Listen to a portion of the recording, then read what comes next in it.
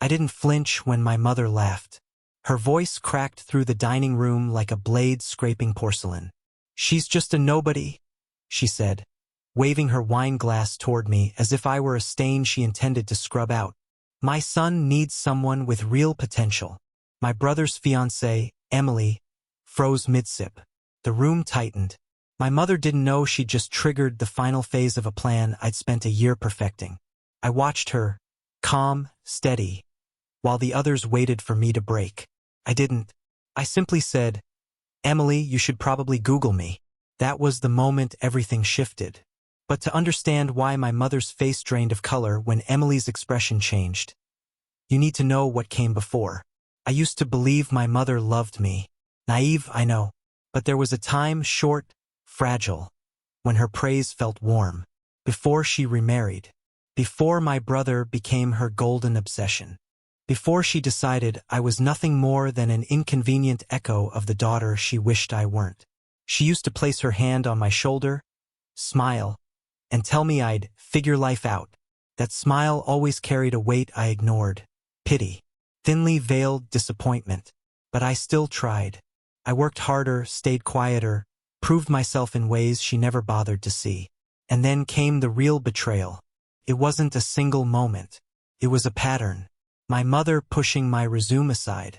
Her comments about real careers. Her subtle reminders that success only counted if it looked the way she approved.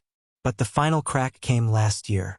A message, one she meant to send to my brother, landed in the family group chat. "Don't worry about inviting her.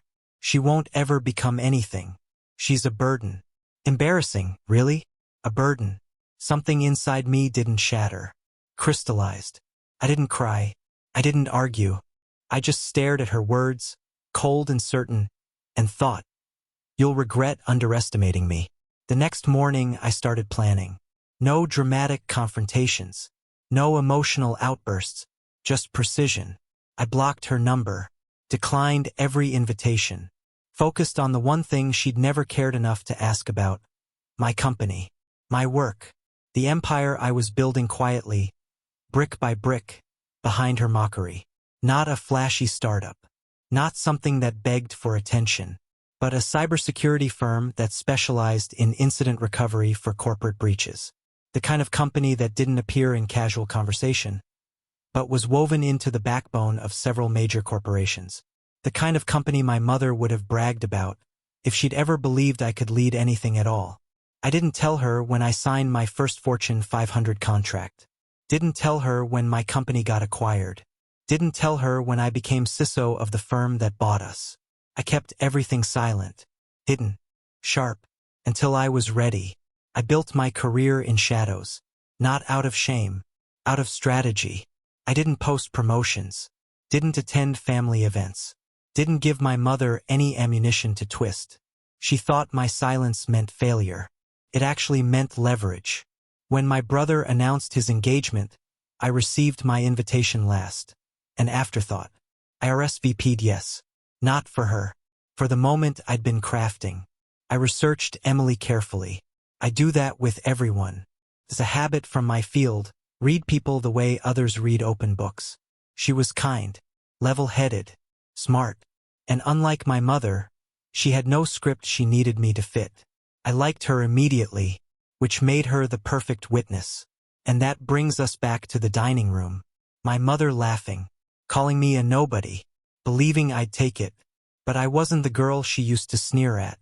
I leaned back in my chair, calm as a surgeon with a scalpel, and watched Emily pull out her phone at my suggestion. She typed my name. Her eyes widened first, then my brother's, then, slowest of all, my mother's, as Emily whispered, "Why didn't you tell anyone you were on Forbes 30 under 30? The room shifted. My mother blinked. Forbes. Emily kept scrolling. And wait.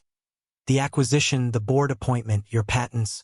Jesus, you run half the cyber division of... Not quite half, I said. But close. My mother's glass trembled in her hand. She looked at me as if she were seeing a ghost, or the weapon she never realized I'd become. You said... My mother whispered, voice cracking. You said you were... struggling. I said nothing. I corrected. You assumed. My brother swallowed hard. Why didn't you tell us? I wanted to see how you treated me when you thought I had nothing to offer. My mother's face collapsed in slow motion, her superiority draining out like a punctured vein. That's not fair, she said weakly. No, I said, but it's honest. She reached for me then, some pathetic attempt at reclaiming maternal authority. I didn't move. I just looked at her. You wrote me off, I said quietly. Now you get to live with the version of me you created. I left early, not angrily, just done. As I stepped into the cold night air, I felt the weight of years sliding off me like old skin. Not revenge exactly. Revelation. She wanted me small, invisible. Instead, she had to watch me walk away, powerful and untouchable, without raising my voice once. Some people crave dramatic vengeance. Me? I prefer silence. That goes longer,